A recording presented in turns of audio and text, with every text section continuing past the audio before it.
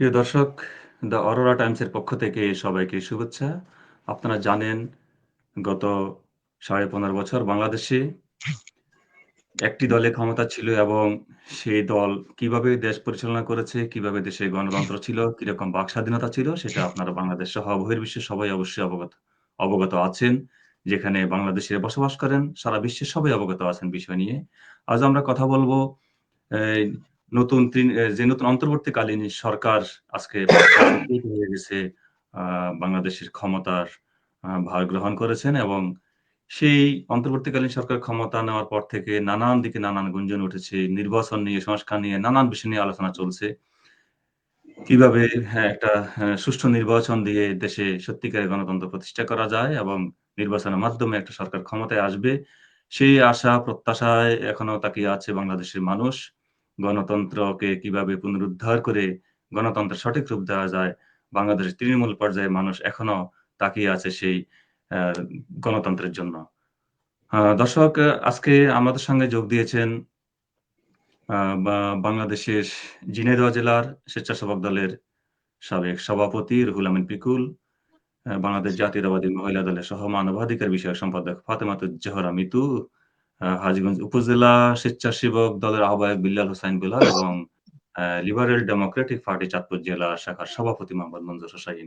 প্রিয় দর্শক, আমরা যাচ্ছি আমাদের অতিথিদের কাছে। আজকে আমাদের আলোচনার বিষয় তৃণমূল রাজনীতিতে তরুণদের ভাবনা, কিভাবে গণতন্ত্র প্রতিষ্ঠা করা যায় এবং তৃণমূলের আ মানুষদেরকে কিভাবে তাদের সম্প্রীতির একটা বন্ধন তৈরি করা যায় সে বিষয়ে আজকে আমরা আলোচনা করব। আমি চলে যাচ্ছি এখন ঝিনাইদহ জেলার সাবেক সভাপতি জাতীয়তাবাদী স্বেচ্ছাসেবক দল রুহুল আমিন এর কাছে যে আমরা জানতে চাইবো কিভাবে তৃণমূলে গণতন্ত্রের পরিধি বাড়ানো যায়, বিস্তার ঘটানো যায় এবং মানুষের বাক স্বাধীনতা ফিরিয়ে আনা যায়। আপনার কাছ থেকে আছে গুরুত্বপূর্ণ আলোচনা শুনবো। আপনাকে ধন্যবাদ এবং আপনার মাধ্যমে দি অ্যারোরা টাইমসকেও ধন্যবাদ। অরোরা আর Times, the Aurora Times. Aurora টাইমসকেও ধন্যবাদ। আজকের আমাদের এই প্রোগ্রাম যারা দেখছেন এবং যারা শুনছেন এবং পরবর্তীতে যারা দেখবেন, সবাইকে ঝিনাইদহ জেলা স্বেচ্ছাসেবক দলের পক্ষ থেকে আবারও আসসালামু আলাইকুম। আমি সাবেক সভাপতি নই, আমি ঝিনাইদহ বর্তমান ভারপ্রাপ্ত সভাপতি। যাই হোক, এটা ক্লিয়ার করলাম আর কি। ধন্যবাদ। আপনি যথার্থই বলেছেন, আপনি বারবার আমার কথা শুনতে পাচ্ছেন? জি, জি, জি। আপনি বারবারই বলেছেন গণতন্ত্রের কথা। এই গণতন্ত্রের জন্য আমরা বারবার অনেক বের আমরা জীবন দিয়েছি, হাজার হাজার মানুষ আমরা জীবন দিয়েছি। তৃণমূল গণতন্ত্রের বিকাশ জনমতকে অধিকতর গুরুত্বপূর্ণ করে তুলেছে। আপনার গণতান্ত্রিক শাসন ব্যবস্থায় সরকারের উত্থান পতন জনগণের উপরই নির্ভরশীল। আরেকটি কথা না বললেই নয়, যে দেশের গণতন্ত্র যত টেকসই সে দেশ তত উন্নত। গণতন্ত্রের মূল বাধাই হলো নির্বাচন ব্যবস্থা। যে দেশের নির্বাচন ব্যবস্থা ভালো সেই দেশের মারামারি হাঙ্গামা কম এবং সেই দেশ তত উন্নত। আজকের এই অনুষ্ঠানে আমি একটু পিছের দিকে যেতে চাই। কোন সরকার, কোন নেতা অতীতে গণতন্ত্রের জন্য এবং কোন দল গণতন্ত্রের জন্য কি ভূমিকা রেখেছে সেদিকে আমি একটু কথা বলতে চাই। এটা কথা বললে অনেকটাই ক্লিয়ার হবে। যখন যখন কোন নেতা সময় উপযোগী একটি দেশ বা জনগণের জন্য গুরুত্বপূর্ণ ভূমিকা পালন করে, তখন সেই নেতা বা সেই দল শক্তিশালী হয়ে থাকে। আপনারা দেখেছেন এবং আপনারা জানেন, আমরা এই ভোটের জন্য বারবার আর এই গণতন্ত্রের জন্য বারবার রক্ত দিয়েছি।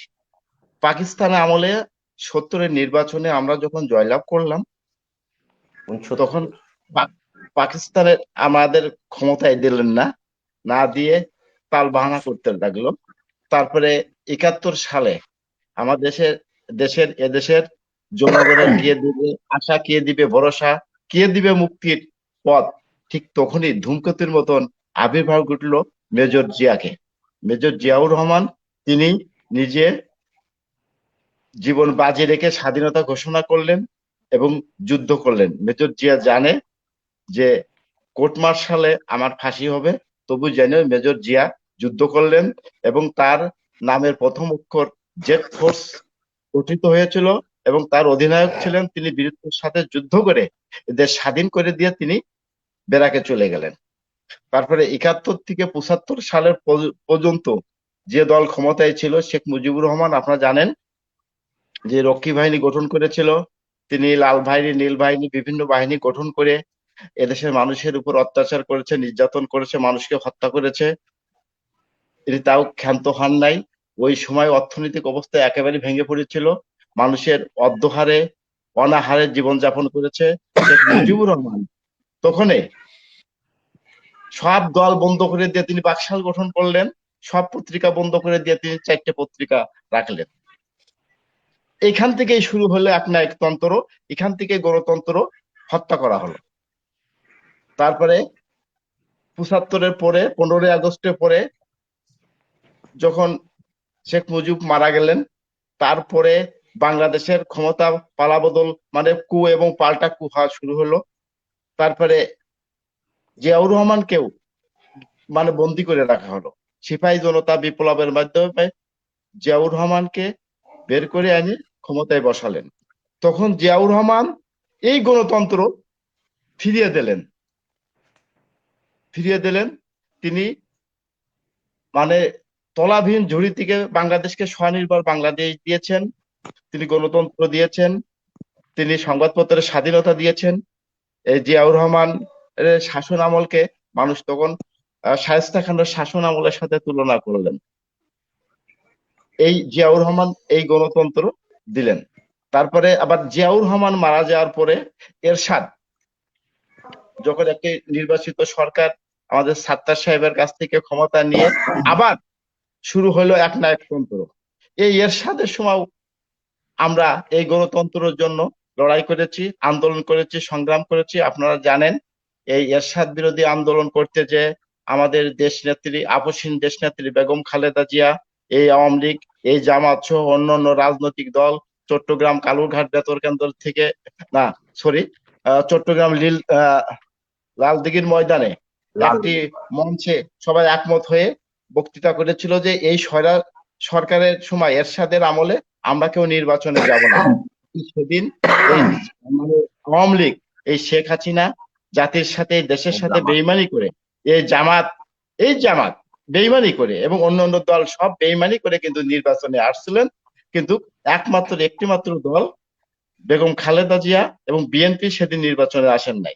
বিএনপি সবসময় জনগণের পাশে থেকেছে, মানে জাতীয়তাবাদী দলের নেতারা জনগণের পাশে থেকেছেন, খালেদা জিয়া জনগণের পাশে থেকেছেন, গণতন্ত্রের জন্য লড়াই করেছেন। তারপরে আমরা জানি যে আমার আমার প্রশ্ন ছিল জনাব রুহুল আমিন পিকুল, আমি অবশ্য শুরুতে আপনার ইন্ট্রোডিউসটা আমি ভুলে গিয়েছিলাম। আপনি বর্তমান ভারপ্রাপ্ত সভাপতি জাতীয়তাবাদী স্বেচ্ছাসেবক দল ঝিনাইদহ জেলা কমিটির। আমার প্রশ্ন ছিল যে গণতন্ত্র আমরা পিছনের ইতিহাস আমরা অনেকেই জানি এবং বর্তমান প্রজন্মকেও আপনার নানানভাবে জানানোর চেষ্টা করা হচ্ছে, যদিও গত 15.5 বছরে বর্তমান প্রজন্ম অনেক সত্য জেনেছে, অনেক সত্য জানে নাই। আমার প্রশ্ন ছিল যে অন্তর্বর্তীকালীন সরকার দায়িত্ব নেওয়ার পর থেকে এই যে একটা গণতন্ত্রের রূপ দেখেছে বাংলাদেশ, আপনাদের যারা আওয়ামী লীগের বিরোধী যারা রাজনীতিবিদ আছে, বাংলাদেশের রাজনৈতিক দলগুলো আছে, তাদের কথা মতো আমরা একটা গণতন্ত্রের সিঁড়িতে আমরা পা রেখেছি 15.5 বছর পরে। সেই ক্ষেত্রে আপনি যে ঝিনাইদহ জেলার সভাপতি দায়িত্ব পালন করতেছেন, সেখানে আপনার গণতন্ত্রকে আপনি কিভাবে দেখছেন, কিভাবে এখন বিস্তার করবেন, সেই বিষয়ে আমি আপনার কাছে আসছি কিছুক্ষণের মধ্যে। আমি এখন চলে যাচ্ছি জাতীয়তাবাদী স্বেচ্ছাসেবক দলের আহ্বায়ক হাজীগঞ্জ উপজেলা কমিটি জনাব বিল্লাল হোসাইন বেলালের কাছে। জনাব বিল্লাল সাহেব, আপনার কাছে আমার প্রশ্ন, আপনি একটা উপজেলার দীর্ঘদিন থেকে নেতৃত্ব দিচ্ছেন, আপনি উপজেলা ছাত্র দলের সভাপতি ছিলেন দীর্ঘ বছর এবং এই 2 মেয়াদে স্বেচ্ছাসেবক দলের আপনি আহ্বায়কের দায়িত্ব পালন করছেন। এই এই যে আপনার স্বেচ্ছাসেবক দলের, আপনি একটা দলের প্রধান এবং আপনি উপজেলা বিএনপির সাবেক প্রচার সম্পাদক ছিলেন, তিনি মূল নেতৃত্ব দিচ্ছেন, আপনি ইউনিয়ন চেয়ারম্যান ছিলেন। সেক্ষেত্রে আপনি জনগণের মাঝে সবচেয়ে বেশি মেশার সুযোগ পেয়েছেন। আমি বলতে চাই তৃণমূলের যে গণতন্ত্রের বিকাশটা, সত্যিকারের যে গণতন্ত্রকে প্রতিষ্ঠা করা আপনাদের কি ভাবনা? বিসমিল্লাহির রহমানির রহিম। আসসালামু আলাইকুম। আপনার মাধ্যমে যারা আমরা এখানে অংশগ্রহণ করছি সবাইকে সালাম জানাচ্ছি। পাশাপাশি যারা অনুষ্ঠান দেখছেন একটু সাউন্ড দেন প্লিজ, লাউড। সবাইকে সালাম জানাচ্ছি। আসলে গণতন্ত্র শব্দটা শুনতে অনেক ছোট কিন্তু অনেক ব্যাপক। বর্তমানে বাংলাদেশের যে অবস্থা, আমি প্রথমে একটু পিছনের দিকে যেতে হয়। যখন 47 সালে পাকিস্তান নামক আমরা রাষ্ট্র পেয়েছিলাম, সর্বপ্রথমেই আমরা দেখেছি যে পাকিস্তানিরা তারা সঠিকভাবে নির্বাচন দিচ্ছে না এবং গণতন্ত্রের জন্য যুদ্ধ করতে গিয়ে বাঙালিরা সেই সময় একটি যুদ্ধে অংশগ্রহণ করেছিলেন। 70-এর নির্বাচনে যখন পাকিস্তানিরা ফলাফল মেনে নিতে পারেনি নির্বাচনের, তখনই তারা বাংলাদেশের জনগণ প্রতিবাদ করেছিল পাকিস্তানের জন্য। 71 সালের এই নির্বাচনে ফলাফল সঠিকভাবে ঘোষণা না করার কারণে পূর্ব পাকিস্তানের তৎকালীন সাবেক পূর্ব পাকিস্তান, বর্তমান আমাদের বাংলাদেশ, আমরা আমাদের পূর্বপুরুষরা আন্দোলনে ঝাঁপিয়ে পড়েছিলেন সঠিক গণতন্ত্রের জন্য। কিন্তু 71 সালে যখন আমরা একটি স্বাধীন রাষ্ট্র পেলাম, লক্ষ লক্ষ শহীদের রক্তের বিনিময়ে একটি স্বাধীন রাষ্ট্র পেলাম, একটি নতুন সরকার গঠিত হলো। কিন্তু সেই সরকার অল্প কয়েকদিনের মধ্যেই, কয়েক বছরের মধ্যে 1975 সালের 25শে জানুয়ারি জাতীয় সংসদে তৎকালীন প্রধানমন্ত্রী শেখ মুজিবুর রহমান 15 মিনিটের একটি ভাষণ দিয়েছিলেন, যে ভাষণের মধ্য দিয়ে বাংলাদেশের সকল রাজনৈতিক দলকে বাতিল ঘোষণা করেছিলেন এবং 4টি পত্রিকা ছাড়া সকল পত্রিকা ব্যান করে দিয়েছিলেন। এর মধ্য দিয়ে 71 সালে যে গণতন্ত্রের জন্য যুদ্ধ করেছিলেন, এদেশের মানুষ সংগ্রাম করেছিলেন, একটি স্বাধীন রাষ্ট্র পেয়েছিল। কিন্তু দুর্ভাগ্য, 4.5 বছর না যেতেই আমরা সেই স্বাধীনতাকে হারিয়ে ফেলেছিলাম। গণতন্ত্র থেকে আমরা সরে গিয়েছিলাম। শেখ মুজিবুর রহমানের জাতীয় সংসদের একটি ভাষণের মধ্যে দিয়ে সকল রাজনৈতিক দলকে বাতিল করে দিয়ে একটি বাকশাল কায়েম করেছিলেন। এর ধারাবাহিকতায় অল্প কিছুদিনের মধ্যেই দেশের মানুষ ফুঁসে উঠেছিলেন এই সিদ্ধান্তের বিরুদ্ধে। 75 সালের ঐতিহাসিক 7 নভেম্বর সিপাহী এবং জনতার বিপ্লবের মধ্য দিয়ে শহীদ রাষ্ট্রপতি জিয়া রহমানকে এদেশের দায়িত্ব দেওয়া হয়েছিল এবং তিনি দায়িত্ব নিয়েই আবার শেখ মুজিবুর রহমান সাহেবের এই যে সকল রাজনৈতিক দল বাতিল করে গণতন্ত্রকে হত্যা করা হয়েছিল। হ্যাঁ, আপনি দেখবেন যখনই 25শে জানুয়ারি আসে প্রতি বছর পত্রিকায় দেখবেন একটি হেডলাইন পাওয়া যায় যে আজ গণতন্ত্র হত্যা দিবস। 30 লক্ষ শহীদের রক্তের বিনিময়ে আমাদের অর্জিত এই স্বাধীনতা শেখ মুজিবুর রহমান 75 সালের 25শে জানুয়ারি হত্যা করেছিলেন। তার পরবর্তীতে শহীদ প্রেসিডেন্ট জিয়া রহমান দায়িত্ব এসেই তিনি বহুদলীয় গণতন্ত্র চালু করেছিলেন। সেই বহুদলীয় গণতন্ত্র চালু করার কারণেই মূলত সাবেক স্বৈরশাসক শেখ হাসিনার সরকারের প্রধান যে শেখ হাসিনা ছিলেন, তিনি বাংলাদেশে আসতে পেরেছেন এবং শেখ মুজিবুর রহমান 75 সালে 25শে জানুয়ারি যে সকল রাজনৈতিক দল বাতিল করেছিলেন, তার মধ্যে আওয়ামী লীগকেও তিনি বাতিল করেছিলেন। সেখানে বাকশাল নামক একটি দল গঠিত হয়েছিল। কিন্তু জিয়াউর রহমান ক্ষমতায় আসার পরে যখন বহুদলীয় গণতন্ত্র চালু করেছিলেন, তখন আবার নতুন করে বাংলাদেশ আওয়ামী লীগের প্রতিষ্ঠাতা হয়েছিল। কিন্তু ষড়যন্ত্রের মধ্য দিয়ে শহীদ প্রেসিডেন্ট জিয়াউর রহমান যখন শহীদ হয়েছিলেন, তারপরে আবারও আরেকটি স্বৈর শাসক এরশাদ এই দেশের জনগণের উপর গণতন্ত্রকে নস্যাৎ করে দিয়ে দীর্ঘ 9 বছর স্বৈর শাসক হিসেবে শাসন করেছেন। এই 9 বছর পরে আমরা দেখতে পেরেছি যে বাংলাদেশ জাতীয়তাবাদী দলের নেতৃত্বেই সেই 90 গণ অভ্যুত্থান, দেশনেত্রী বেগম খালেদা জিয়ার নেতৃত্বে আবার পুনরায় দেশে গণতন্ত্র প্রতিষ্ঠিত হয়েছে। 90-এর গণ অভ্যুত্থান সফল হয়েছে। 91 সালে বাংলাদেশের সর্বপ্রথম একটি মন্ত্রিপরিষদ শাসিত সংসদীয় গণতান্ত্রিক পদ্ধতির মাধ্যমে একটি অবাধ ও সুষ্ঠু নিরপেক্ষ নির্বাচন অনুষ্ঠিত হয়েছে, যে নির্বাচনের মধ্য দিয়ে বাংলাদেশ জাতীয়তাবাদী দল সরকার গঠন করেছে। প্রধানমন্ত্রী হিসেবে দেশনেত্রী বেগম খালেদা জিয়া বাংলাদেশের মধ্যে প্রথম মহিলা প্রধানমন্ত্রী হিসেবে নির্বাচিত হয়েছেন এবং দেশে এবং বিদেশে বিশ্বের মধ্যে সর্বমহলে 91 সালের জাতীয় নির্বাচনটি একটি গ্রহণযোগ্য নির্বাচন ছিল। তারপরে আপনারা দেখেছেন যে দীর্ঘ 5 বছর দায়িত্ব পালন করার 1 বছরের আগেই 94 সালে আওয়ামী লীগ তৎকালীন বিরোধী দল পার্লামেন্ট থেকে পদত্যাগ করে তারা রাস্তায় এসে তারা তত্ত্বাবধায়ক সরকারের দাবি করেছিলেন। কিন্তু সেই সময়ে যে কোনো আইন পাশ করতে হলে পার্লামেন্টে 2/3 আসনের প্রয়োজন হয়, কিন্তু আওয়ামী লীগ জাতীয় পার্টি সহ পদত্যাগ করার কারণে সেই সময় এই তত্ত্বাবধায়ক সরকার আইনটি পাশ করা সম্ভব না হয় বেগম খালেদা জিয়া একটি 96-তে একটি নির্বাচন দিয়েছিলেন। ওই নির্বাচনের মধ্য দিয়ে সরকার গঠন করে তত্ত্বাবধায়ক সরকার আইন পাশ করে তারপরে তিনি পদত্যাগ করেছিলেন। জনগণ তখন দাবি করেছিল, বাংলাদেশ আওয়ামী লীগ তখন তত্ত্বাবধায়ক সরকার দাবি করেছিলেন। সেই আওয়ামী লীগের দাবির মুখে জাতীয় সংসদে খালেদা জিয়ার সরকার তত্ত্বাবধায়ক সরকার আইন পাশ করেছিলেন। কিন্তু আমরা কি দেখতে পেলাম, পরবর্তীতে 2001 সালে তত্ত্বাবধায়ক সরকারের অধীনে নির্বাচন হয়েছে, 2008 সালে নির্বাচন হয়েছে।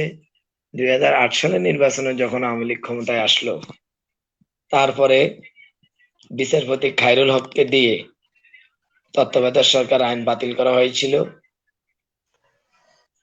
বিচারকদের কাঁধে বন্দুক দিয়ে। এই আওয়ামী লীগ যখন 2008 সালে ক্ষমতায় আসে, তারপর থেকে একের পর এক বিভিন্ন ভাবে সকল নির্বাচনী ব্যবস্থায় পার্লামেন্ট বলেন, জেলা বলেন, উপজেলা বলেন, ইউনিয়ন বলেন, পৌরসভা বলেন, তৃণমূলের সকল নির্বাচনগুলো প্রশ্নবিদ্ধ করা শুরু করেছিলেন। আজকে তৃণমূল পর্যায়ে কোনো গণতন্ত্র দুঃখিত সকল জনাব বিল্লাল ক্ষেত্রে হোসেন বেলাল, আসলে আমার একটা গুরুত্বপূর্ণ কল আসছে। যদি আমি কখনো শো থেকে উঠে যাই না, আমি দর্শকদের উদ্দেশ্যে ভালো আমি দুঃখ প্রকাশ করছি। আমার একেবারে মোস্ট ইম্পোর্টেন্ট একটা কল ছিল। আমি ওনাকে শো শুরু হওয়ার আগে আমি 2 বার কল দিয়েছি, কিন্তু অতি ব্যস্ততার কারণে তিনি ধরতে পারেন নাই। এজন্য দর্শক এবং আপনাদের কাছে আমি অত্যন্ত দুঃখ প্রকাশ করছি। এটা দেখতেও খারাপ দেখা যাচ্ছে যে শো থেকে যদি সঞ্চালক উঠে যায়, সেক্ষেত্রে একটু না দৃষ্টিকটু ঠিক মনে আছে। হয়। তো জনাব বিল্লাল হোসেন বেলাল, আমি এরপরের প্রশ্ন নিয়ে আপনার কাছে আসছি। আপনার বক্তব্য শেষে আমি একটু সুযোগ দিচ্ছি ফাতেমাতুজ জোহরা আর সহ মানবাধিকার বিষয়ক সম্পাদক, বাংলাদেশ জাতীয়তাবাদী মহিলা দল। আমি যতদূর পেরেছি তিনি উনি কেন্দ্রে রাজনীতি করে আসছেন। ছাত্র দলের রাজনীতি করছেন তিনি। আমি ফাতেমাতুজ জোহরার কাছে জানতে চাই, কেন্দ্র থেকে তৃণমূল পর্যন্ত যে গণতন্ত্র, আপনার কি নির্দেশনা, আপনার দলের কি নির্দেশনা? যেমন আমরা বিভিন্ন জায়গায় দেখছি যে বিএনপি এখনো ক্ষমতায় আসে নাই, কিন্তু নানান জায়গায় বিএনপির যুব দল, ছাত্র দল এরা চাঁদাবাজি লিপ্ত হয়ে গেছে। যদিও এটা সীমিত 2-4টা বিচ্ছিন্ন ঘটনায়, কিন্তু এটা খারাপ ঘটনাগুলো সবচাইতে আগে ছড়ায়। যদিও দল থেকে এ ধরনের বহিষ্কারের কথা আমরা শুনেছি একটা বিবৃতি দিয়ে দলীয় ফ্রেডে। সেক্ষেত্রে আসলে কিভাবে নিয়ন্ত্রণ করা সম্ভব? যদি ক্ষমতায় আসে, এদের কারণে গণতন্ত্র যদি তারা এমন করে থাকে, আপনারা বলে থাকেন আওয়ামী লীগ সরকারের সময় তারা এমন করছে। এখন যদি আপনারা এমন করে থাকেন, আপনারা দল থেকে আসলে মানে কি ব্যবস্থা, মানে এটা কি চূড়ান্ত ব্যবস্থা নিচ্ছে, নাকি তদন্তপূর্বক কোনো ব্যবস্থা নিবে, নাকি এটা সাময়িক? অথবা গণতন্ত্রের কিভাবে আপনার নির্দেশনা থাকে যে গণতন্ত্রটাকে আপনারা সত্যিকার অর্থে আপনারা প্রতিষ্ঠা করবেন? একেবারে সংক্ষেপে যদি বলেন। বিসমিল্লাহির রহমানির রহিম। ধন্যবাদ ভাইয়া আমাকে অতিথি হিসেবে এখানে আমন্ত্রণ জানানোর জন্য, এবং প্যানেলে যারা বিজ্ঞ অতিথি আছেন সকলের প্রতি আসসালামু আলাইকুম, এবং যারা দেখছেন দেশ বিদেশ থেকে পরবর্তী দেখবেন সকলকে আমার মোবারকবাদ এবং সালাম, আসসালামু আলাইকুম। ভাইয়া আপনার প্রশ্নটা 2টা অংশ। তো আমি প্রথম অংশটা ছিল যে আমার দলের পক্ষ থেকে তৃণমূল পর্যায় পর্যন্ত নির্দেশনা কি ধরনের আছে গণতন্ত্র মানে প্রতিষ্ঠার জন্য? এই একটা অংশ। আর একটা অংশ ছিল যে আমার দলে চাঁদাবাজি হচ্ছে, এই বিষয়ে আমার কি মতামত। তো আমি আপনার প্রথম অংশ মানে মতামতটা আগে দিচ্ছি। সেটা হচ্ছে ভাইয়া, আমার দুই ভাইয়া, এক হচ্ছে পিকুল ভাইয়া, আমি যদি পিকুল নামটা ভুল না করি, হ্যাঁ, পিকুল আর ভাই। হচ্ছে বিল্লাল হোসেন, হ্যাঁ বিল্লাল হোসেন ভাইয়া, এ দুজনেই সেই বাংলাদেশ ও মানে সৃষ্টির আগ থেকে বিএনপি, বাংলাদেশ জাতীয়তাবাদী দল, আমাদের দল বিএনপি কোন কোন জায়গায় গণতন্ত্রের জন্য কাজ করেছেন তারা সেটা সুন্দরভাবে ব্যক্ত করে গিয়েছেন। এবং আমি বোন, আমার জন্য মনে হয় বর্তমান অবস্থাটা ওনারা রেখে গেছেন। আমি বর্তমান অবস্থাটা বলছি, আমি অতীত নিয়ে আর না বলি, কারণ ভাইয়েরা যত সুন্দরভাবে বলছেন অতীত নিয়ে আর বলার কোনো দরকার হয় না।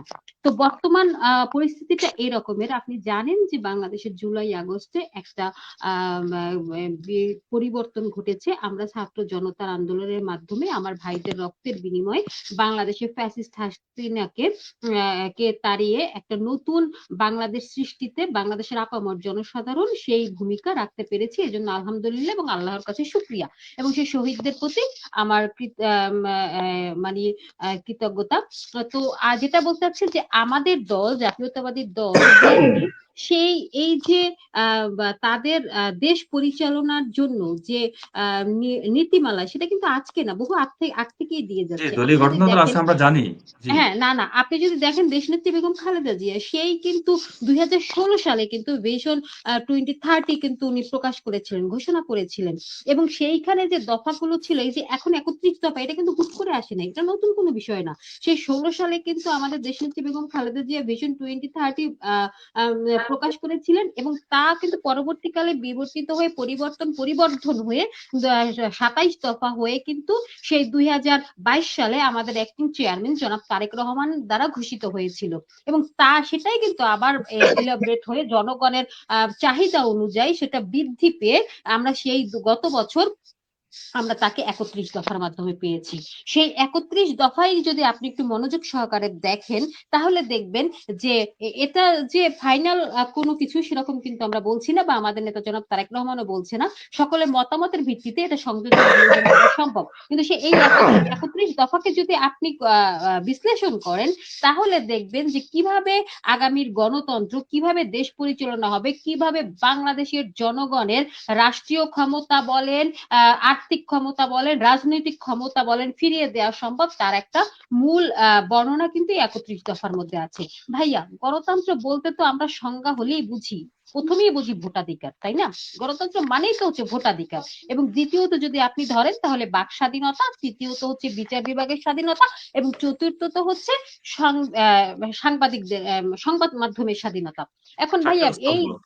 হ্যাঁ, 4টা স্তর। তো এই গণতন্ত্র যে এই 16 বছরে বাংলাদেশে ছিল কি ছিল না, এটা যদি আপনি একটা 3 বছরের বাচ্চার কাছে জিজ্ঞেস করেন, সেও বলতে পারবে যে না, এই 4টা স্তরে বাংলাদেশের জনগণ বঞ্চিত ছিল। তো আমরা বাংলাদেশ জাতীয়তাবাদী দল বিএনপি সেই শুরু থেকেই বাংলাদেশের জনগণের ভোটাধিকার ফিরিয়ে দেওয়ার জন্য আমরা কিন্তু কাজ করে যাচ্ছি, আন্দোলন করে যাচ্ছি, গুম হচ্ছি, খুন হচ্ছি, রক্ত দিচ্ছি। তো গণতন্ত্র পূর্ণ প্রতিষ্ঠার জন্য যে বিএনপি কাজ করে যাচ্ছে, সেটা কিন্তু 16 বছরও আমরা চেষ্টা করে যাচ্ছি। এবং আপনি যদি দেখেন যে 31 দফার মধ্যে আমার নেতা জনাব তারেক রহমান কিছু কিছু জিনিস রেখেছে, দু একটা আমি আপনাকে বলি। যে শেখ হাসিনা কিন্তু ফ্যাসিবাদ যে আমরা বলি, ফ্যাসিবাদীর যে লক্ষণ শেখ হাসিনার মধ্যে কেন এসেছিল, উনি বারংবার ক্ষমতায় থাকতে চেয়েছিলেন। এবং এই 31 দফার মধ্যে কিন্তু আমার নেতা জনাব তারেক রহমান বলেছেন যে 2বারের বেশি কেউ রাষ্ট্র ক্ষমতায় থাকতে পারবে না।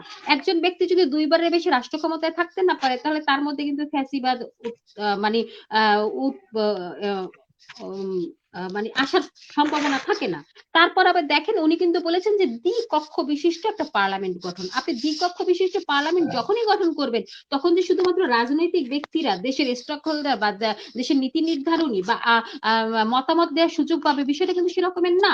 আপনি দেশের গণ্যমান্য ব্যক্তিরা আছেন, যেমন আপনাদের মতো সাংবাদিকরা, শিক্ষকরা, তারপর আইনজীবীরা, চিকিৎসকরা, যারা দেশ নিয়ে ভাবেন, দেশের মতামত দিতে চান, সবাই কিন্তু সুযোগ পেয়ে যাচ্ছেন। এবং তৃতীয়ত দেখেন, আমাদের সংবিধানের যে আর্টিকেল 70, সেই 70-তে কিন্তু একটা বিষয় ছিল যেটা শেখ হাসিনা যে জিনিসটাকে খুব ন্যারো ভাবে ব্যবহার করেছেন, সেটা হচ্ছে একজন পার্লামেন্ট মেম্বার, একজন সংসদ সদস্য নিজের দলের বাইরে গিয়ে কোনো ভোট দিতে পারতেন না। ধরেন ওই যে আপনারা দেখেছেন, হ্যাঁ জয়যুক্ত হয়েছে, না জয়যুক্ত হয়েছে, মানে কোনো একজন সংসদ সদস্য যদি ওই বিষয়টা গ্রহণ নাও করে, কিন্তু তাকে কিন্তু সেই বিষয়ে ভোট দিতে হতো। কিন্তু আমরা এই 31 দফার মধ্যে চেয়েছি যে না, সেটা রিকন্ডিশন করে সেটাকে চেঞ্জ করে একজন সংসদ সদস্য যদি চায় তাহলে নিজের দলের বাইরে গিয়েও ভোট দিতে পারবে। তো এছাড়াও আমরা কিন্তু আরো একটা কথা বলেছি 31 দফায়, সেটা হচ্ছে জাতীয় ঐক্যমতের সরকার। শুধুমাত্র যে বিএনপি ক্ষমতায় আসবে নির্বাচনে জলবায়ু সেটা না, আমরা সবসময় বলতেছি যে হ্যাঁ, যারা গণতন্ত্র মুক্তিকামী যে সকল রাজনৈতিক দল আছে তাদের নিয়ে জাতীয় ঐক্যের সরকার হতে পারে। তো এই বিশ্লেষণ দিয়ে কেউ যদি 31 দফা পুঙ্খানুপুঙ্খ ভালোভাবে পড়ে তাহলে বুঝতে পারবে যে বিএনপির স্বপ্ন কি, কিভাবে তারা বাংলাদেশের গণতন্ত্র বা নতুন ভাবে রিফ্রেশ করে আবার নতুন ভাবে সেই শহীদ প্রেসিডেন্ট জিয়াউর রহমান যেভাবে প্রতিষ্ঠা করে গিয়েছিলেন সেভাবে প্রতিষ্ঠা করার চেষ্টা করছেন। এর বাইরেও যদি কারো মতামত থাকে তাহলে আপনারা দিবেন, কারণ আমার নেতা জনাব তারেক রহমান সকলের মতামত নিয়ে সামনের দিকে এগিয়ে যেতে চান। এবার আপনার প্রশ্নের দ্বিতীয় অংশে আসি, সেটা হচ্ছে চাঁদাবাজ, এবং আমাদের দলের মধ্যে অনেকেই চাঁদাবাজি করছে। এখন আমি আপনাকে একটা কথা বলি ভাইয়া, যে রাজনৈতিক দল, যে রাজনৈতিক দলের নামে 1,20,000 মামলা এবং 60 লক্ষ প্লাস আসামি, এত বড় একটা পরিবার যেখানে সবাই আসামি, যেখানে 1,000-এর বেশি হচ্ছে গুম। আপনি দেখেন যেখানে 15 বছরে আওয়ামী লীগের 15 বছরে প্রায় 1500-র উপরে হচ্ছে আমাদের শহীদ হয়েছে, 1551 জন 15 বছরের শহীদ, এবং এই জুলাই আগস্টের আন্দোলনে আমাদের 422 জন শহীদ হয়েছে। তো এত বড় একটা পরিবার, সেই পরিবারের মধ্যে থেকে আপনি দেখেছেন যে আপনি বলেছেন বহিষ্কার করা হয়েছে, হ্যাঁ মাত্র 1000 জনকে বহিষ্কার করা হয়েছে। তো সেই ক্ষেত্রে ভাই, এক মন ধানের মধ্যে দুই একটা চিতা থাকতেই পারে। তো এত বড় একটা পরিবারের মধ্যে আমি বলতেছি না না, আপনি যেরকম বলেছেন যে আমি আওয়ামী লীগের মতো বলবো, এরা বিএনপির কেউ না, বিএনপি এগুলো করে না, এই ধরনের মানে রাজনৈতিক শিক্ষা আমাদের নেতা জনাব তারেক রহমান দেন না যে আমরা সাথে সাথে বলবো যে এরা বিএনপির কেউ না। না, এই ধরনের গলাবাজি, এই ধরনের লেকচার দেওয়ার রাজনীতি আমরা করি না। আমাদের দল কিন্তু সেটা পর্যবেক্ষণ করছেন এবং শুনে, যেখানে জেনেছেন যে হ্যাঁ এখানে উপস্থিত হয়েছে, করুক আর না করুক, উপস্থিত হয়েছে, সাথে সাথে তাকে বহিষ্কার করেছে। এবার আসি আরেকটু কথায়, সেটা হচ্ছে ভাইয়া কিছু কিছু অপপ্রচারও আছে। আমরা বিএনপি কিন্তু প্রতিনিয়তই ভাই মিডিয়া ট্রায়ালের শিকার হচ্ছে। আপনি আজকে বিকালের একটা ঘটনা দেখেন, গণ অধিকার পরিষদের নেতার উপরে হামলা হলো, কি নাম হলো, যে ছাত্রদল তাকে হামলা করেছে। বড় বড় নিউজে, নিউজ মিডিয়া গুলো কিন্তু নিউজটা আসলো কি যে ছাত্রদল হামলা করেছে। ভাইয়া আমাকে শেষ করতে দেন, আমি শেষ করে দিচ্ছি 30 সেকেন্ডে। কিন্তু এই যে মিডিয়া ট্রায়াল, এই অপপ্রচার, আওয়ামী লীগ কিন্তু শেখ হাসিনা চলে গেছে, কিন্তু তার যারা দোসর আছে তাদের কিন্তু সে সাথে বগলে করে নিয়ে যায়নি। সে আওয়ামী লীগ এখন গর্তে আছে, সে গর্তটার নাম হচ্ছে অনলাইন গর্ত। তারা অনলাইনে বসে এই ধরনের প্রোপাগান্ডা ছড়াচ্ছে। আর লাস্ট 10 সেকেন্ডে জামাত ইসলাম অপপ্রচার চালাচ্ছে, আমি এটা দেখে আসছি, আমি মিডিয়াতে দেখছি, আমি সোশ্যাল লাস্ট মাধ্যমে। 10 সেকেন্ডে যেটা বলতে চাই সেটা হচ্ছে 15 বছরে বিএনপির অনেকের ঘর বাড়ি কিন্তু দখল করে, যেমন আমার বাবার পৈতৃক নিবাস, আমার জন্ম যে জায়গা, সেই বাড়ি এখন আওয়ামী লীগের দখলে। আমরা উদ্ধার করতে যাইনি, কেন যাইনি জানেন? উদ্ধার করতে গেলে যদি আপনারা বলেন মিডিয়া দখলবাজ, বিএনপি ক্ষমতায় 5ই আগস্টের পরে দখল, এখনো সে আওয়ামী লীগের দখলে। তো এই রকমের বিএনপির নেতা কর্মীদের অনেক কিছু দখল করে রেখেছে এই 15 বছরে আওয়ামী লীগ, সেগুলো দখল করতে গেলেও এখন বিএনপি দখলবাজ হয়ে যাচ্ছে। তো সর্বোপরি বলে যাচ্ছি, আমরা তো চেষ্টা করছি, আমরা তো এই যে কালচার শুরু করেছি, শাস্তি দেওয়ার কালচার শুরু করেছি, তো সেক্ষেত্রে আমাদেরকে আমাদের মধ্যে একটু কাজ করতে দেন। যদি আমাদেরকে মিডিয়া ট্রায়ালের মাধ্যমে বারবার ক্ষতিগ্রস্ত করার চেষ্টা করা হয় তাহলে আমাদের সব উদ্দেশ্য নিয়ে যে আগানোর চেষ্টা সেটা তো ব্যাহত হবে। ধন্যবাদ ভাই, সুযোগ পেলে আবার বলবো। ধন্যবাদ ফাতেমাতুজ জোহরা। সংক্ষিপ্ত আলোচনা চলে যাবে এখন Bangla liberal Democratic party LDP Chandpur জেলা কমিটির সভাপতি মঞ্জুর হোসেন খানের কাছে। জনাব মঞ্জুর হোসেন খান, আপনি একেবারে তৃণমূল নিয়ে আপনার কাছ থেকে আমরা শুনবো, কারণ বাংলাদেশের যে 15 বছরের ইতিহাস, বাংলাদেশ সৃষ্টির ইতিহাস থেকে আসলে বাংলাদেশের মানুষ অবগত আছে কম বেশি, এবং গত 15.5 বছরের ইতিহাসও জানা আছে, হয়তো বা যাদের বয়স এখন 15-17 বছর বা 20 বছর তারা হয়তো জানে না। কারণ যার জন্মই হইছে আপনার ২০ বছর আগে। যখন আওয়ামী লীগ সরকার ক্ষমতা নিয়েছে তখন সে ছিল ৫ বছর। সে হয়তো জানবে না অনেক কিছুই। বড় হতে, হতে অনেক কিছু দেখেছে। কিন্তু এই ১৭-২০ বছরের ছেলেপেলে রাস্তায় নামছে আন্দোলনের জন্য। আমরা আপনার কাছে একেবারে সংক্ষিপ্তভাবে জানতে চাই আপনি এলডিপির জেলা কমিটির একজন সভাপতি হিসেবে আপনি কিভাবে গণতন্ত্রকে আপনি তৃণমূলের গণতন্ত্র নিয়ে আপনার কেমন ভাবনা? আসসালামু আলাইকুম, শুনতে পাচ্ছেন ভাই? জি। ধন্যবাদ অরোরা টিভি, সাকত ভাই আপনাকে। অরোরা টাইমস টিভি না, ধন্যবাদ অরোরা টাইমস। অরোরা সায়েন্স, অরোরা সায়েন্সের সাকত ভাই আপনাকে এবং বিপুল ভাই, আমার পার্শ্ববর্তী থানা হাজীগঞ্জের বিল্লাল ভাই, জোহরাফা। আসলে তৃণমূলের রাজনীতিতে বা কেন্দ্র থেকে তৃণমূল যেটা আপনি বুঝাচ্ছেন, আপনি যেটা আমাদেরকে বলছেন, গত 15 বছরে অনেকে জানে না, ঠিক আছে। কিন্তু বিষয়টা হলো গত 15 বছরে গণতন্ত্র বলতে কোনো শব্দই ছিল না। মঈনুদ্দিন ফখরুদ্দিন ছিল একটা প্রহসনের নির্বাচন করে আওয়ামী লীগকে ক্ষমতায় এনে বসে গেছে ওর একটা চুক্তির মাধ্যমে, যেটা বেগম জিয়া মানি নেয়নি। তখন ওনাকে চাইছিল কিন্তু উনি ওটা মেনে নেয় নাই, গণতন্ত্রের জন্য উনি এটা মেনে নেয়নি। এখন শেখ হাসিনা গত 15 বছরে যে সমস্ত কাজগুলো করে গেছে দেশে, অপকর্মগুলো, বেশিরভাগ অপকর্মই করছে উনি রাষ্ট্রীয়, যেমন 5 টাকার কাজকে উনি 500 টাকা একটা বাজেট করছেন, ওইখান থেকে ওনারা লুটপাট করছেন, এটা বিন্দুমাত্র মিথ্যা না। তারপরে আপনার আইনে আইনটাকে এমন ভাবে কবজি করে রাখছেন প্রহসনমূলক, দেখেন সেই কারণে কিন্তু 5ই উনি ক্ষমতা গ্রহণ করলেন, আমি 16ই ফেব্রুয়ারি আমি জেলে গেলাম একটি, আমি জানলাম না শুনলাম না, একটি শহীদ মিনার ভাঙ্গার মামলায়। বিষয়টা হলো এমন যে ওরা বিগত দিনে হামলা মামলা করে, এই হামলা মামলা লুটপাট চাঁদাবাজি ওরাই করছে, করে যেভাবে দেশটাকে একেবারে তলনিয়ে নিয়ে গেছে। আর বিশেষ করে আপনি যেটা বলছেন এখন গণতন্ত্রে ফিরে আসা আমার কি উপায়, আমাদের একটি মাত্র উপায় আছে, সেটা হলো আমরা যারা আছি বিভিন্ন রাজনৈতিক, আমাদের মতানৈক্য থাকতেই পারে, দলের এক একজনের বেনিফিট এক না, আলাদা আলাদা। তা আমরা সবাই যদি একত্রিত হয়ে বর্তমান অন্তর্বর্তী সরকারকে নির্বাচন করার আগ পর্যন্ত সার্বিক সহযোগিতা করে তৃণমূলে যে আইনের সুশাসনটা ব্যবস্থা করার জন্য, এখন কিন্তু আসলে আইন শৃঙ্খলা বাহিনী ততটা সক্রিয় না মাঠে, আইন শৃঙ্খলা বাহিনী সক্রিয় না থাকার কারণে এখানে বিভিন্ন ধরনের সুযোগ নিচ্ছে।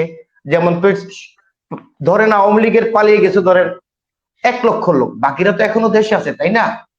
চাঁদাবাজি তো কারা করে? তারাই দেখা যায় বিভিন্ন লোকের সাথে মিলেমিশে যাই এগুলো করতেছে। আপনি বলছেন যে আওয়ামী লীগ যে মিলেমিশে চাঁদাবাজি করছে, আপনার কথা অনুযায়ী সেই লোকগুলো কারা? বিএনপি না এলডিপির না জামাত ইসলামের? জামাত ইসলামেরও না বিএনপির না, তারা বিভিন্ন ভাবে বিভিন্ন লোকের সাথে জড়িত আছে, বিভিন্ন দলের সাথে, কিন্তু কারো আত্মীয় টানে, বিভিন্ন কারণে বিচ্ছিন্ন কিছু ঘটনা ঘটতেই পারে, ঘটাটাই স্বাভাবিক। এটা বাংলাদেশ, এদেশের গণতন্ত্রের রূপরেখা ফিরিয়ে আনতে হলে প্রথমে আনতে হবে আইনের সুশাসন। আইনের সুশাসন যেটা হতে হবে সেটা আগে আমরা রাজনৈতিক দলগুলা নিজেরা নিজেদের মধ্যে সংস্কার হতে হবে আইনকে, এদেশে একটি আইনকে সঠিকভাবে আমরা নিজেরাই পালন করতে হবে। আমরা নিজেরা নির্দেশনা দিতে হবে নেতা কর্মীদের পাশে থেকে যে তোমরা আইন ভঙ্গ করো না। এখন আইন, যে দেশে আইনের সুশাসন ছিল না বিগত দিনে ছিল কি প্রহসন, যেমন সাধারণ একটা ছোট্ট একটা মামলা হাজার হাজার কোটি টাকা নিয়ে গেল, কোনো সমস্যা হলো না, মাত্র 2 কোটি টাকা, যে টাকাটা কুয়েত সরকার জিয়া আরফান ট্রাস্টকে অনুদান হিসেবে দান করছে, সেটা কি বেগম খালেদা জিয়া লুট করছে, আত্মসাৎ করছে? উনি তো আত্মসাৎ করে নাই, ওই মামলাগুলো সাজা হলো। আর এখন দেখেন হাজার হাজার কোটি টাকা নিয়ে গেল ওরা। তো গণতন্ত্র কোথায়? এখন গণতন্ত্রের জন্য প্রয়োজন আমাদের প্রথমেই আইনের সুশাসন ব্যবস্থা করা, আর বিশেষ করে দরকার সকল রাজনৈতিক দলগুলা আমরা যারা আছি গণতন্ত্র মনা, আমাদের প্রত্যেকেরই সংস্কার হতে হবে। এখন আমরা তৃণমূলে যে কথা জনাব তারেক রহমান সাহেব যে 31 দফা দিয়েছে, যেটা আমরা এটা দেখছি করছি, আমরা তারেক রহমানের 31 দফা বিষয়ে অবগত আছি সবাই, কিন্তু আপনার দলের ভাবনা আপনারা কি করতে চাচ্ছেন? আমরা চাচ্ছি যে তৃণমূলের জনগণের সাথে মিলেমিশে আমরা প্রত্যেকটা রাজনৈতিক দল প্রতিহিংসায় না জড়িয়ে অন্তর্বর্তী সরকারকে সার্বিক সহযোগিতা করে একটি নির্বাচনী রুটম্যাপ তৈরি করে দেখুনি, সবাই প্রত্যেকের মিলেমিশে কাজ করে নির্বাচন, জনগণ যাকে ভোট দিব আমরা আমরা তাকেই মেনে নিব। প্রহসনমূলক নির্বাচন আমরা এদেশে চাই না। আপনাদের সাথে মানে যে ধরনের পরিস্থিতির সম্মুখীন হয়েছেন আপনারা গত শাসন আমলে, আপনারা ক্ষমতা আসলে কি আপনারা সেই ধরনের কোনো প্রতিশোধমূলক কোনো কাজ করবেন কিনা? না না, প্রতিশোধ কেন নিবে?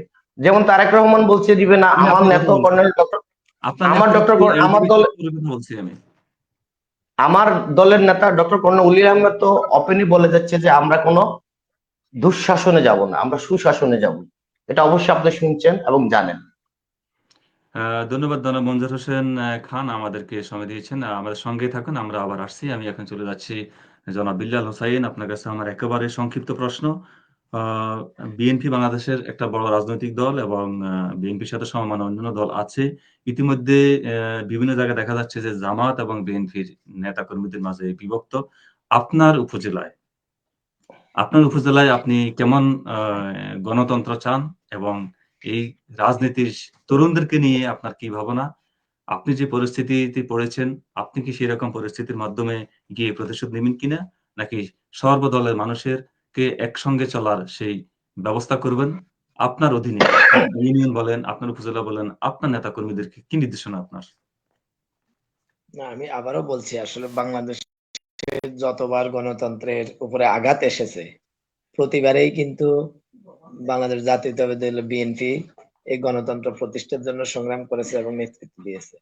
৭১ সালেও গণতন্ত্রের উপর যখন আঘাত এসেছিল, শহীদ রাষ্ট্রপতি জাতির উদ্দেশ্যে বলেছিলেন, রাষ্ট্রপতি জিয়াউর রহমান বলেছিলেন, আমি বাংলাদেশের স্বাধীনতা ঘোষণা করছি, আমি মেজর জিয়া বলছি। একইভাবে যখন ৯০-এর গণঅভ্যুত্থান হয়েছে, জাতির উদ্দেশ্যে এসেছিলেন বেগম খালেদা জিয়া, বলেছেন, আমি বেগম খালেদা জিয়া বলছি।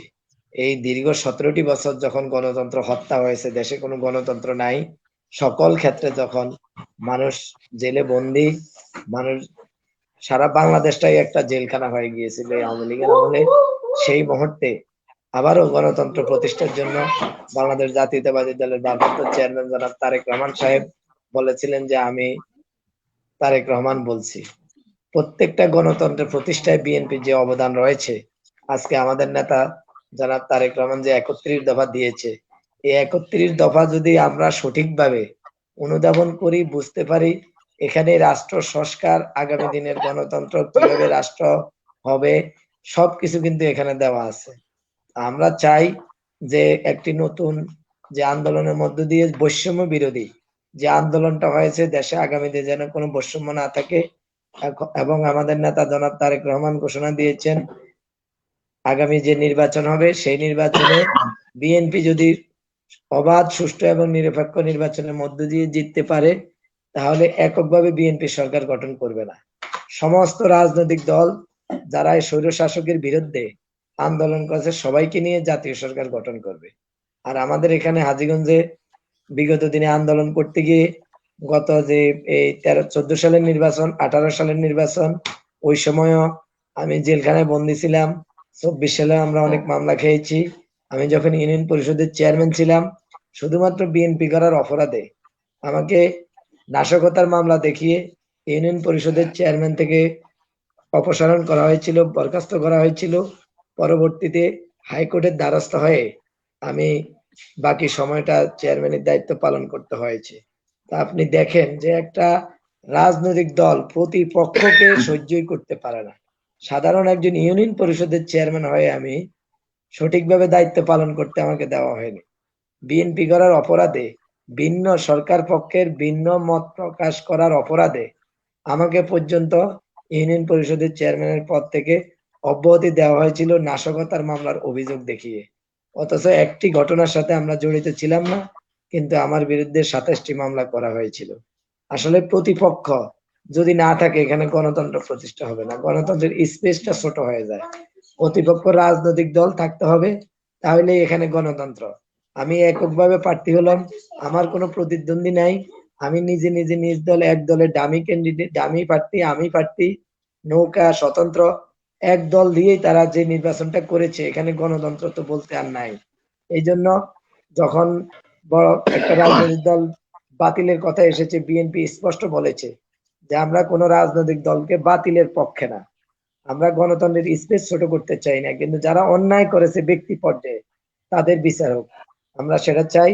আর আমাদের যে এলাকায়, এখানে আপনি যে কথা বলেছেন, জামাত ইসলামের কথা বলেছেন, আমরা বিএনপি দীর্ঘদিন আন্দোলন সংগ্রাম করেছি, হাজীগঞ্জে আমাদের এখানে এই পশ্চিমী ছাত্র আন্দোলনের সময়ে 5ই আগস্টের আগে জুলাই 1 তারিখ থেকে 5ই আগস্ট পর্যন্ত আমাদের হাজীগঞ্জে টোটাল 3 জন লোক শহীদ হয়েছে আন্দোলনে বিএনপির। এখানে অন্য কোনো রাজনৈতিক দলের কেউ ওইভাবে আহত হয়নি, নিহত হয়নি, অথচ 3 জন হাজীগঞ্জে বিএনপির লোক শহীদ হয়েছেন এবং হাজার হাজার বিএনপি, যুবদল, ছাত্রদলের নেতা কর্মীরা এখানে আহত হয়েছেন। এখানে একটা যুদ্ধের মতো হয়েছে। আমরা অন্য আর কোনো রাজনৈতিক দলকে আন্দোলনে কিন্তু আমরা মাঠে রাজপথে জুলাই আগস্টে আমরা এখানে দেখতে পারিনি। তাছাড়া আমি আরেকটু আপনার গণতন্ত্রের একটা বিষয়ে বলি, সেটা হলো আমাদের নেতা জনাব তারেক রহমান যেটা বলেছেন যে 31 দফার মধ্যে যে সরকার প্রধানমন্ত্রী 2 বারের মেয়াদের বেশি থাকতে পারবে না। এটা যেমন সারা দেশে সবাই স্বাগত জানিয়েছে, পাশাপাশি গত এই কয়েকদিন আগে আমাদের কুমিল্লা বিভাগীয় যে সাংগঠনিক সভা হয়েছিল বিএনপির, সেখানে হাজীগঞ্জ শাহরাস্তি গণমানুষের নেতা, চাঁদপুর জেলা বিএনপির সাবেক সফল সভাপতি, কেন্দ্রীয় বিএনপির নির্বাহী কমিটির অন্যতম সদস্য ইঞ্জিনিয়ার মমিনুল হক সাহেব, দলের ভারপ্রাপ্ত চেয়ারম্যান জনাব তারেক রহমানের এই প্রস্তাবনার সাথে আরেকটি প্রস্তাব দিয়েছেন। শুধুমাত্র যে প্রধানমন্ত্রীর ক্ষেত্রেই 2 বারের মেয়াদের বেশি থাকতে পারবে না তা না। ইঞ্জিনিয়ার মমিনুল হক প্রস্তাব দিয়েছেন বিভাগীয় সমাবেশের মত বিনিময় সভায় যে জেলা, উপজেলায়, এমনকি ইউনিয়ন চেয়ারম্যান, উপজেলার চেয়ারম্যান, পৌরসভার মেয়র, ওয়ার্ড পর্যায়ে ওয়ার্ড মেম্বার, প্রত্যেকটা তৃণমূলের একবার প্রান্তিক পর্যায়ে তৃণমূলের ক্লাস লেভেলের যে স্থানীয় সরকার রয়েছে সেখানেও যদি 2 মেয়াদের বেশি যদি কেউ নির্বাচিত হওয়ার সুযোগ না পায়, তাহলে সম্মানের সহিত জনপ্রতিনিধিরা বিদায় নিতে পারবে, নতুন নেতৃত্ব সৃষ্টি হবে, ভবিষ্যৎ প্রজন্ম এখানে যে নতুন নেতৃত্ব আসবে এবং একজন বছরের পর বছর 5 বার, 7 বার, 8 বার, 10 বার নেতৃত্বে থাকার সুযোগ হবে না। এতে করে ভবিষ্যৎ প্রজন্ম এইভাবে উঠে আসবে নতুন নেতৃত্ব, আমরা সেটা বিশ্বাস করি। এবং বিএনপি যেটা চায় যে এই যে চাঁদাবাজির একটা তকমা লাগানো হচ্ছে, একটি রাজনৈতিক দল ফায়দা নেওয়ার জন্য ইতিমধ্যে বিএনপি অনেক ঘটনার সাথে জড়িত নাই, তারপরেও কিন্তু ঢালাও ভাবে অভিযোগ দেওয়া হচ্ছে। বিএনপি যে এক চাঁদাবাজির বিপক্ষে, এটার প্রমাণ হলো সারা বাংলাদেশে 5 তারিখের পরে যত নেতা কর্মীকে বিএনপি হাইকমান্ড থেকে বহিষ্কার করা হয়েছে, অর্থাৎ কোনো চাঁদাবাজকে বিএনপি প্রশ্রয় দেয় না। এটার প্রমাণ হলো বহিষ্কারের মাধ্যমে নিরুৎসাহিত করা হচ্ছে এবং যেই এই কাজ করবে অভিযোগ আসলেই তদন্ত পরে প্রাথমিক অবস্থায় তাকে বহিষ্কার করে দেওয়া হয়েছে। আর আওয়ামী লীগ সরকারের সময় দেখেন হাজার হাজার লক্ষ লক্ষ কোটি কোটি টাকা কিভাবে লুটপাট করা হয়েছে। আমাদের যে চাঁদপুরের বিজ্ঞান ও প্রযুক্তি বিশ্ববিদ্যালয়ের নামে ডাক্তার দীপুমণি এখানে 400 কোটি টাকা লুটপাট করেছে। 10,000 টাকার শতাংশ জায়গা কিনে 2 লক্ষ টাকা, 3 লক্ষ টাকা শতাংশ জায়গা দেখানোর চেষ্টা করেছেন। সেই সময় আমাদের চাঁদপুরের ডিসি অঞ্জনা মজলিস উনি তখন এটার প্রতিবাদ করেছিলেন, সেই কারণে তাকে চাঁদপুরের ডিসি থেকে এখান থেকে প্রত্যাহার করা হয়েছিল। চাঁদপুরে বালুখেকু নামক খ্যাত সেলিম চেয়ারম্যান নামক একজন চেয়ারম্যান ছিলেন। আমি যখন চেয়ারম্যান হয়েছিলাম ওই বছর সেও চেয়ারম্যান হয়েছিল। চাঁদপুরে যে অবস্থায় হাজার হাজার লক্ষ লক্ষ কোটি কোটি টাকা শুধু বালু উত্তোলনের নামে, চাঁদপুরে যে মেঘনা পদ্মা নদী থেকে হাজার হাজার কোটি টাকার লুটপাট করা হয়েছে, সেখান থেকে এই দীপুমণি অর্ধেক পেত আর সেলিম চেয়ারম্যান অর্ধেক পেত। এই তারা কি করেছে, সাধারণ মানুষকে জিম্মি করে বালুর দর 2 টাকার বালু 10 টাকা 20 টাকা পর্যন্ত করেছে।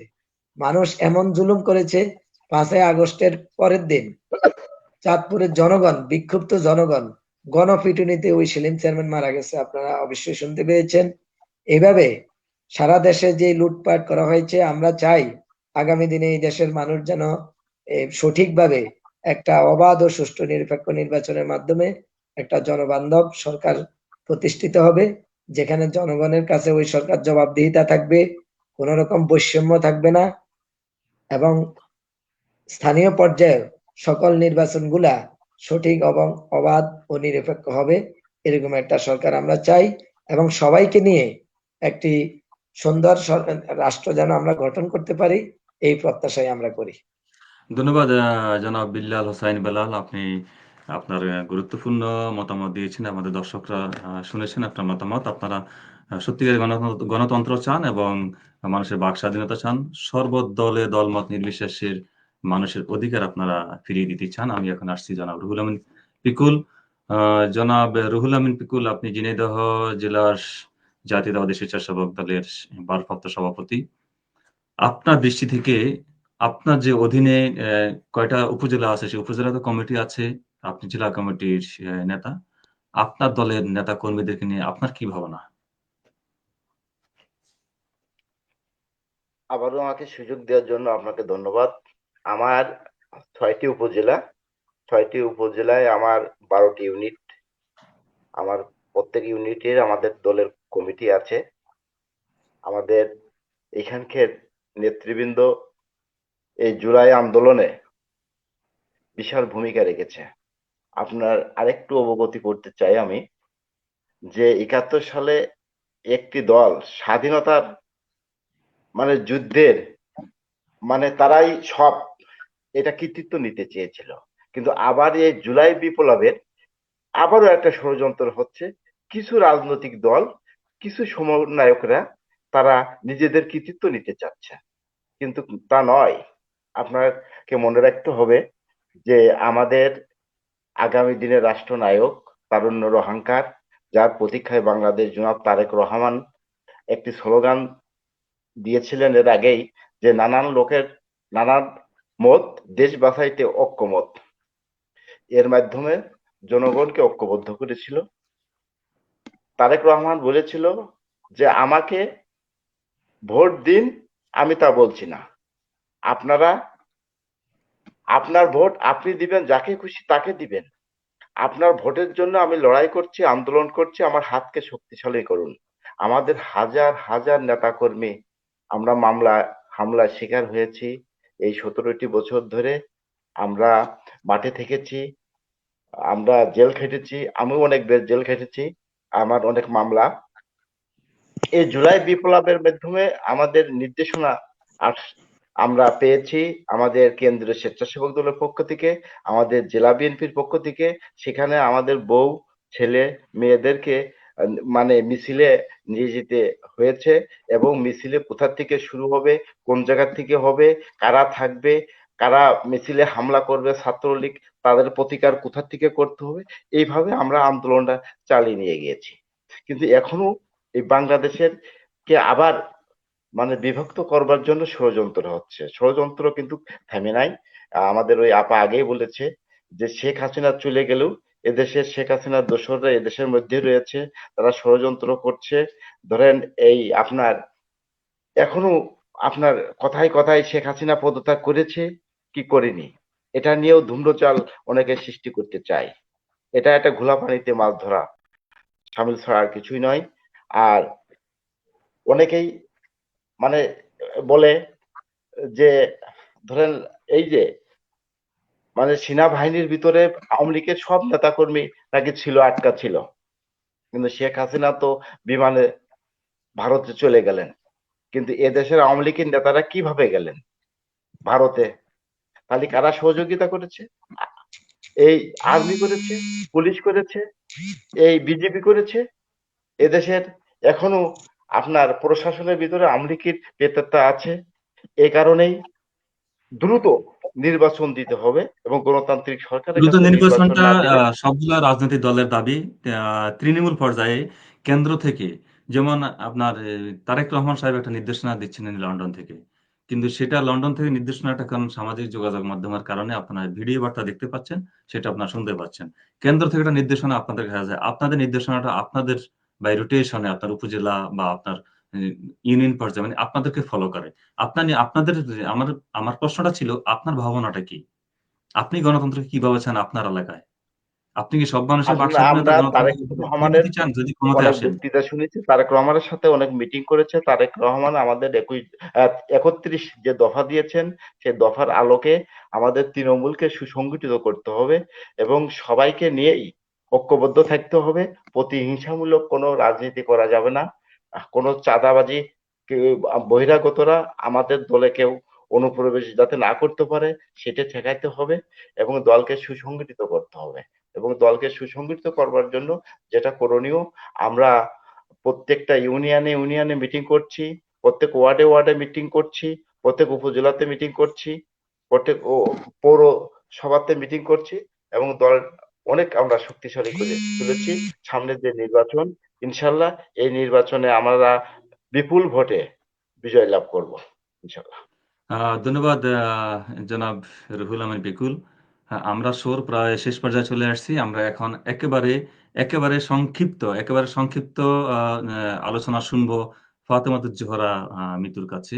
যে ফাতেমাতুজ জোহরা মিতু, গতকালকের আপনি যে বিষয়টি নিয়ে বলছেন, আমি পরে আসছি। গতকাল মানে আপনাদের আজকের দিন, আমার গতকাল শহীদ মিনারে জাতীয় বিপ্লবী পরিষদের একটা সমাবেশ ছিল। সেখান থেকে একজন নেতার উপরে, অন্য একটা দলের নেতার উপরে সমাবেশ শেষে সম্ভবত হামলা হয়েছিল। এটা ছাত্র দলের উপরে দায় গিয়েছে এবং প্রাথমিকভাবে কিন্তু আমরা দেখেছি যে মিডিয়াতেও নিউজ হয়েছে। আপনি যেটা বলছেন মিডিয়া ট্রায়াল, আসলে অনেক সময় মিডিয়ারও সোর্স থাকে, সেই সোর্সটা হয়তো বা সোর্সের ভুলের কারণে নিউজ ভুল হতে পারে, স্বাভাবিক। আর যেহেতু মিডিয়ার উপর এখন কোনো চাপ নাই যে আপনার বিএনপির বিরুদ্ধে নিউজ করতে হবে অথবা আওয়ামী লীগের বিরুদ্ধে করতে হবে, কোনো চাপ নাই। মিডিয়া কিন্তু এখন স্বাধীনভাবে করতেছে। তবুও আমি মনে করি যে কিছু জায়গায় এখনো রয়ে গেছে। সেক্ষেত্রে সেটা আপনাদের দৃষ্টিকোণ থেকে, রাজনৈতিক দলের নেতাকর্মীদের দৃষ্টিকোণ থেকে সেটা আসতেই পারে। কিন্তু আমি দেখছি সামাজিক যোগাযোগ মাধ্যমে গতকালকে আওয়ামী লীগ না, বরং ছাত্র শিবিরের কিছু কতিপয় লোকজন ফেসবুকে দিচ্ছে যে ছাত্র দল সরাসরি জড়িত ছিল এখানে। আর অন্যান্য দল থেকে দেখা গেল যে এটা ছাত্র দল ছিল না, অন্য কেউ ছিল। আপনি কি মনে করেন? আপনি এই বিষয়টা নিয়ে কথা বলতে চাইছেন, আমি একটু ক্লিয়ার হয়নি আপনার কাছ থেকে। ধন্যবাদ ভাইয়া আমাকে শোনেন, দ্বিতীয়বার সুযোগ দেওয়ার আপনি জন্য। কাকে বলছে, আমাকে? না, আমি ফাতেমা জোহরা মিতুকে বলছি। তিনি বলতে চেয়েছিলেন তখন। তো ভাইয়া আপনি একটা সংগঠনের নাম বলেছেন, ছাত্র শিবির। তারা কে পোস্ট দিয়েছে? একজন কর্মীর পোস্টের উপরে কিন্তু সেই দলটার ভাবমূর্তি না, আমার বা কাছে বেশ কয়েকজন দলটার ভিউ, স্ক্রিনশট দিয়েছে, পাঠিয়েছে, ফেসবুকের স্ক্রিনশট দিয়েছে। আমি একটু বলি, সেটা কিন্তু প্রকাশ পায় না। যেমন আমি ফাতেমাতুজ জোহরা, আমার টাইম লাইনটা কিন্তু আমার। তো সেখানে আমি হুট করে কি একটা স্ট্যাটাস দিচ্ছি, সেটাই যে আমার দলের মতামত বা আমার দলের ভাবমূর্তি, এটা কিন্তু প্রকাশ পায় না। তো না, আপনি বলেছেন তারপরেও যে আওয়ামী আমরা লীগ জড়িত। আমি বলি না যে আওয়ামী লীগ জড়িত না। মানে আমাকে বেশ কয়েকজনে ছাত্র শিবির, আমি বলবো না জামাত ইসলাম বা পুরা না, ছাত্র শিবিরটা আমি দোষ দিব না। এখন আপনি না এখন বিষয়টা হচ্ছে যে আমরা কিন্তু বিগত দিনে দেখেছি যে ঢাকা ভার্সিটির যিনি ছাত্রলীগের নেতা ছিলেন, তিনি এখন শিবিরের নেতা। এখন বিষয়টা হচ্ছে আন্ডারগ্রাউন্ড পলিটিক্স যারা করেন, হ্যাঁ, তো তাদের মধ্যে তো একটা সুসম্পর্ক থাকতেই পারে। আমরা আন্ডারগ্রাউন্ড ছাত্রলীগের ছাত্র পলিটিক্স শিবির মানে একই না, সূত্রে কথা মনে করেন?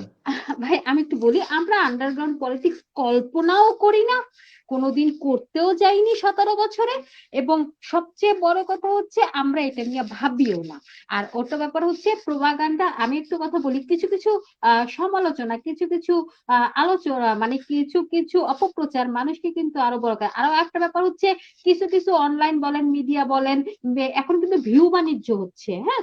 তো বিএনপি কে নিয়ে হয়তো প্রোপাগান্ডা ছড়ালে হয়তো ভিউ বাড়ে, এজন্য হয়তো এটা অনেকে করার চেষ্টা করেন। তো ওইটা নিয়ে আমরা ভাবি না। আমরা ভাবি আমরা জনগণের জন্য রাজনীতি করি, জনগণের জন্য বাংলাদেশ জাতীয়তাবাদী দল সব সময় কাজ করে। আমাদের এখন মূল উদ্দেশ্য হচ্ছে আমাদের এই যে 31 দফা জনগণের প্রত্যেকটা দৌড়ে পৌঁছে দেওয়া। যেমন বলেছেন আমার নেতা জনাব তারেক রহমান, যে ছোটবেলায় 2 টাকার জন্য যেভাবে মায়ের পাশে ভন ভন করে আপনারা ঘুরতেন, তেমনি আমার দলের সকল নেতাকর্মী 31 দফার সমর্থন আদায়ের জন্য, জনগণকে বোঝানোর জন্য, জনগণের পিছনে সে ভন ভন করে ঘুরবেন। তো আমরা বাংলাদেশ জাতীয়তাবাদী দলের নেতাকর্মীরা সে ভন ভনের ঘোরার সেই চিন্তা ভাবনায় আছি। কে আমাদের পিছনে অপপ্রচার করলো, কে করলো না, দিন শেষে যেমন আপনি বুঝতে পেরেছেন যে আমাদের পিছনে কারা অপপ্রচার করছে, আমি বিশ্বাস করি বাংলাদেশের 18 কোটি জনগণ যারা গণতন্ত্র সচেতন, তারাও বুঝবে যে কোনটা সত্য কোনটা মিথ্যা। দিনের শেষে সত্য কিন্তু একদম জল করে। তো ওইটা নিয়ে আমরা ভাবি না। ফাতেমা তো জোহরা, আমি একটু যোগ করি। আমাদের দ্য অরোরা টাইমস কোন রাজনৈতিক দলের তাবাদারি করে না, করবে না। এটা আমাদের মূল স্লোগান। অরোরা টাইমস প্রত্যেকটা মানুষের, আমি মনে করি যে আমি আমার বাংলাদেশ কমিউনিটি এবং বাংলাদেশ নিয়ে, বাংলাদেশের প্রত্যেকটা নাগরিক, আমি কোন রাজনৈতিক দলের পক্ষে আমি সাফাই গাবো না। আওয়ামী লীগ, বিএনপি, জামাত ইসলাম বা অন্যান্য দল যারাই আছে, কোনো রাজনৈতিক দলের পক্ষে আমি কথা বলবো না, কোনো রাজনীতির পক্ষে আমি একেবারে আমার মিডিয়া থেকে আমি সেটা কখনো করব না। যে যেটা বলবে, যে যেটা করবে, আমি তার ধন্যবাদ সত্যটা আমি ভাইয়া। তুলে ধরবো। আপনাদের এখানে মতো বিএনপি যদি ন্যায়নিষ্ঠ অপকর্ম করবে কিছু মানুষ সেটাও করব, ছিলেন আওয়ামী লীগ বলেই করলে তো সেটা করব, জামাত ইসলাম করলে আপনাদের সেটা করব। যে দলে করুক আপ- অপকর্ম আমি সেটা তুলে ধরবো। আপনাদের মতো কিছু আমাদের মিডিয়া ন্যায়নিষ্ঠ প্রত্যেকটা মানুষ মানুষ ছিল বলেই তো 17 বছর আমরা সেই রক্তে ভেসে ভেসেও এই স্বৈরাচার বিরুদ্ধে আন্দোলন করতে পেরেছি।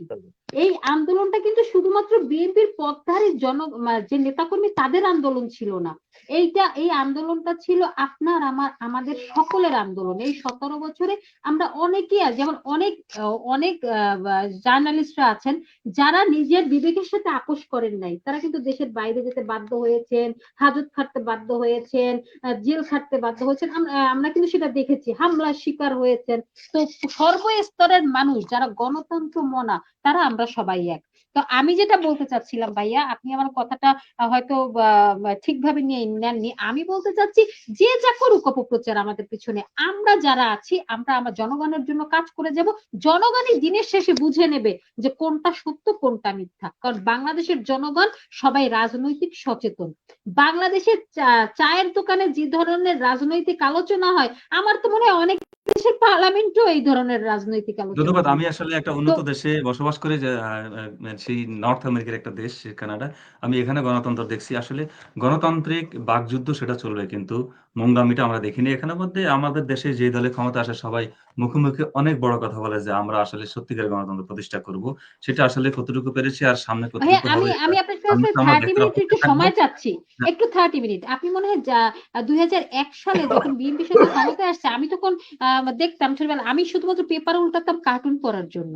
তখন দেখতাম রণবীর, আমার রণবীর আর কেউ একজন কার্টুনিস্ট ছিলেন যারা দেশনেত্রী বেগম খালেদা জিয়া, জনাব তারেক রহমানকে নিয়ে অনেক টাইপের ব্যঙ্গাত্মক কার্টুন লিখতেন, হ্যাঁ আঁকতেন।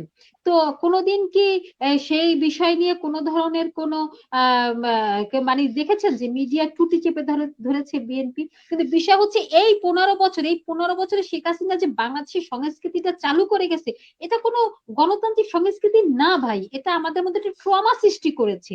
এটা থেকে আমাদের বের হয়ে আসতে হবে। এটা কোনো স্বাধীন দেশের কোনো সমাজ ব্যবস্থা হতে পারে না। আর সেই বেরিয়ে আসা থেকে আমাদের সকলকে একসাথে কাজ করতে হবে। এজন্যই আমাদের আহ্বান, আসুন আমরা ঐক্যমতের সরকার গঠন করি, সবাই এক থাকি। এবং আমাদের মধ্যে যদি দ্বিধাদ্বন্দ্ব থাকে, আমাদের উদ্দেশ্য এক, যে আমরা বাংলাদেশের গণতন্ত্র পুনঃপ্রতিষ্ঠা করতে চাই এবং বাংলাদেশের জনগণের অধিকারকে তাদের হাতে ফিরিয়ে দিতে চাই। ধন্যবাদ ভাইয়া। আমি যদি আবার কোনোদিন সুযোগ পাই বলবো আপনার অনুষ্ঠানে। ইনশাআল্লাহ আপনাদেরকে আমরা আবারও আমন্ত্রণ জানানোর চেষ্টা করব। প্রিয় দর্শক, আমাদের সঙ্গে আজকে আছেন আ জাতীয়তাবাদী মহিলা দলের সহ-মানবাধিকার বিষয়ক সম্পাদক ফাতেমাতুজ্জাহরা মিতু, এবং আমাদের সঙ্গে আছেন আ বাংলাদেশ জাতীয়তাবাদী স্বেচ্ছাসেবক দল ঝিনাইদহ জেলার কমিটির ভারপ্রাপ্ত সভাপতি রুহুল আমিন পিকুল। আমাদের সঙ্গে আছেন চাঁদপুর জেলা এলডিপির লিবারেল ডেমোক্রেটিক পার্টি এলডিপির সভাপতি মঞ্জুর হোসেন খান, এবং আমাদের সঙ্গে যুক্ত আছেন জাতীয়তাবাদী স্বেচ্ছাসেবক দল হাজীগঞ্জ উপজেলার আহ্বায়ক বিল্লাল হোসাইন বেলাল। সঞ্চালনায় আছি আমি সাখাওয়াত মুকুল। প্রিয় দর্শক, আমাদেরকে আপনারা এই দীর্ঘ সময় আমাদের সঙ্গে ছিলেন, এবং আমাদের অতিথিরা আমাদেরকে সময় দিয়েছেন, গুরুত্বপূর্ণ আলোচনা করেছেন। আমরা আশা করি এই আলোচনা থেকে আ আমাদের দেশের দর্শক এবং আমাদের দেশের নাগরিকরা অবশ্যই গুরুত্বপূর্ণ বার্তা পাবেন। সেক্ষেত্রে আজকে আমাদের অতিথিদের একটাই ব্যক্ত ছিল যে তারা সত্যিকারের গণতন্ত্র প্রতিষ্ঠা করতে চান এবং সমাজে হানাহানি মুক্ত একটা রাষ্ট্র গঠন করতে চান। সমাজে সম্প্রীতির বন্ধন তৈরি করতে চান। সে আশাবাদ আমরা ব্যক্ত করি, আমাদের দর্শকরাও সেই আশাবাদ ব্যক্ত করে।